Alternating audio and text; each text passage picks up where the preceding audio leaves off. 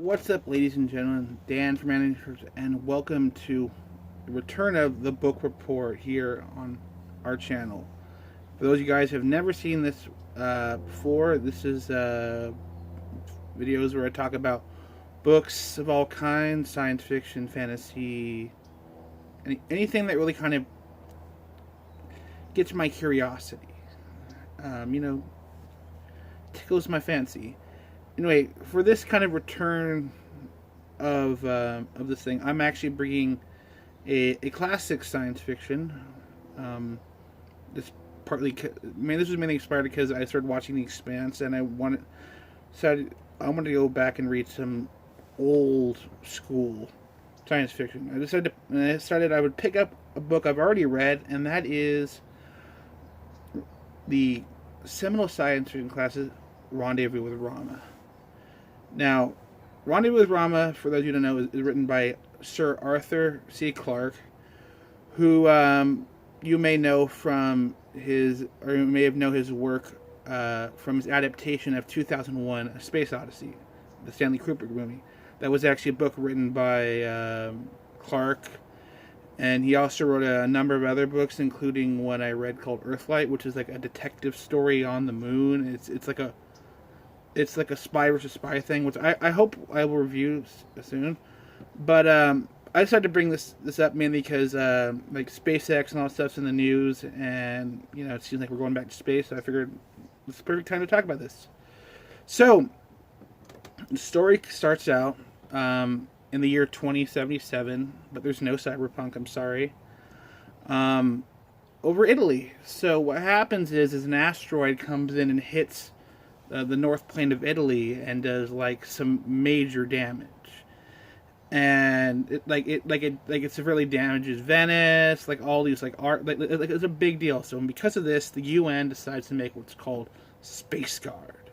Which is interesting enough is that name later on inspired our own kind of asteroid watch thing by the same name in 1992. A little bit of self-fulfilling prophecy. So Space Guard's job is basically to watch, as it says, to watch the asteroid belt and any kind of incoming objects that may threaten Earth or the other planets. Mainly Earth, because Earth at this time is supposed to be very developed in terms of people. And it's also a major reason why in the story there's actually kind of mentioned that Earth's trying to get its population near 1 billion. And that's probably also to avoid another strike, but that's what I am inferring.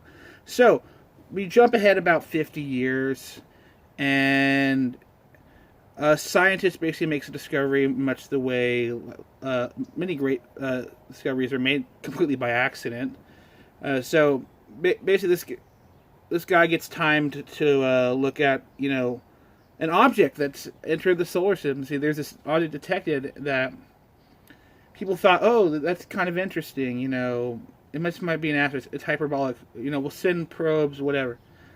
But this astrophysicist realized this thing is completely symmetrical. It looks like maybe a cylinder. And based on like a divot, he realizes this thing's rotating really fast. So they basically sent satellites and realized, oh shit, this thing is hollow, which means it's artificial, which means it could be alien made. Ooh. So you see what they determine is this thing, which they decide to name Rama, the titular Rama, is what's called an O'Neill cylinder. And for those of you who may not know what I'm talking about, if you've watched my videos about The Expanse, and those who watch that, I have one name for you: Medina Station. That's an O'Neill cylinder. It's nowhere near the size of Rama, but it's you get the. And those of you who don't quite understand what I'm talking about, and you haven't seen The Expanse, like if you guys have ever heard of the game Halo and how it's a big ring world, imagine that, but like stretched out and enclosed. Basically, a giant cylinder that has a habitat in it. Basically, yeah. So why is this important? Well, The scientists think this might be a generational ship sent by aliens, and there might be a chance to, meet some aliens. So what do? Because it's a big news story about aliens coming from, another star system. They send one of the Space Guard ships by the name of the Endeavor to go investigate.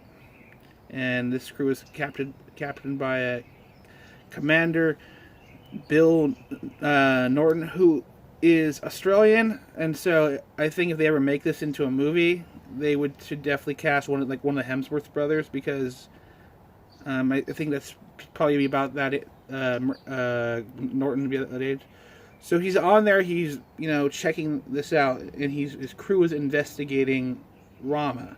Meanwhile, back on Luna, or for those of you who know, the moon, a meeting of all the the interplanetary government happens. So you have representatives from Earth, Mercury, Mars, the Jovian system, Saturn, and Neptune, basically Ganymede, Titan, and Triton, as kind of okay, what are we going to do about this? Because this is a big deal, and there's a lot. But so, the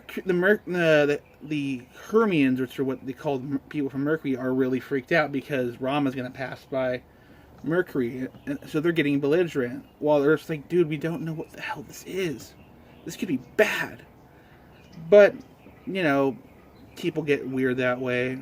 So, now this whole thing we see through. But one of the things is a good part of the book, and I'll go into what I like and don't like after I finish explaining the plot, is we get to see this through the eyes of the whole meeting through the eyes of a guy by the name of Dr. Bose, and it's kind of interesting how they you get this concept. But as I said, the Hermians are nervous, so they pop a missile off at Rama. Luckily, because this is hard science fiction. So things like speed of light delay, and clearly things have to, fly to Rama, and a missile fired from Mercury would have to get out of the gravity well of not only Mercury but the sun. So they're able to kind of, through some luck, manage to divert the missile. But here's the big time crunch. You see, because Rama is going so fast, it's on what's called hyperbolic orbit. Which means if I take this candle and represent this as as the sun, this is our orbit. Rama is coming like this. It's going so fast, the sun won't be able to catch it. So they're also on a time. That's part of the time crunch. But also, Rama's going to pass really close to the sun. So not Mercer. I'm mixing it because that actually is a character. That's his second command. But Norton basically has to go in, do this exploit, and get the fuck out of there before, turning into a crispy fry. So they go in, they notice some stuff like the Ramans, what's what they're calling them, built things in threes. And so they go inside. So when they go inside this dome, they see this whole what looks like cities and all that stuff built, and it's really crazy. And what's kind of cool is because the thing is spinning, they have spin gravity. So, but what's kind of cool is because they get into the physics of this, that they're able to actually kind of do a lot of exploration early on. But it's so big that in order to fully investigate, you need years with thousands of people. And that's almost in the sad part of the story is they can't really learn from this. They can only kind of get they can barely scratch the surface. So they eventually Norton is forced to leave with the Endeavor, do a hard burn to get the fuck out of there, and Rama ends up diving into the sun, and basically it's thought that maybe it was basically gathering energy in order to basically power up its engines. Because what's interesting is as Rama gets closer and closer to the sun, what they thought was a dead system starts waking up. So they start getting all these machines waking up. It's like crab-looking things and all that stuff. And I think what happened is the Ramans essentially built an automated probe to go find another planet, and then when they're ready, essentially through gathering, basically grow new Ramans to settle on wherever they are. That's my theory, because they found look like essentially recordings or,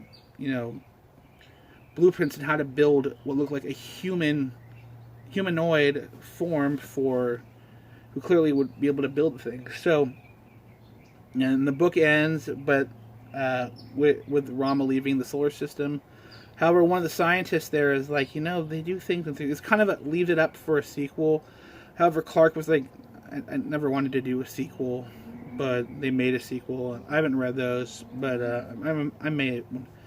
So, about the book, what I liked, I thought the physics was great. After watching something like The Expanse, I thought it was kind of cool. To kind of see, this is kind of what seeing the origin of a lot of the stuff that inspired a lot of more modern stuff. The reason why I did this was partly because of what was it? I think Extra Credits one time talked about like playing retro games to see where ideas came from, and this is really kind of that if you guys want to see where a lot of these concepts, these early concepts came from. There you go. I thought the whole again, I said splitting it between seeing what's going on Rama versus what's going on Luna with the political things. You see what's on the ground versus what, you know, how kind of how bureaucracy and, you know, people on the ground just don't quite always mesh because, you know, they have a light delay, you know. But that I thought that was really good. But there is some definite issues with the book.